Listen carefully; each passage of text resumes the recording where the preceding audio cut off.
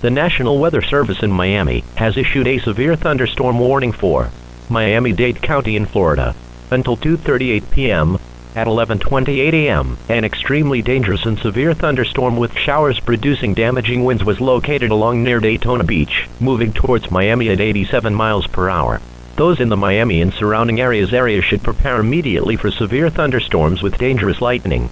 Hazard: 70 to 75 mile per hour wind gusts and nickel-sized hail. Source: radar indicated threat. Impact: nickel-size hail and 70 to 75 miles per hour winds. Hail damage/destruction to vehicles is expected. Expect wind damage to roofs, siding, trees, and power lines. People and animals outdoors will be injured. Flying debris will be dangerous to those caught without shelter. Mobile homes will be heavily damaged. This severe thunderstorm will be near Miami around 12:39 p.m. Locations/other locations impacted by this severe thunderstorm include Miami, Daytona Beach, and basically any other areas. Radar has indicated rotation within this severe thunderstorm.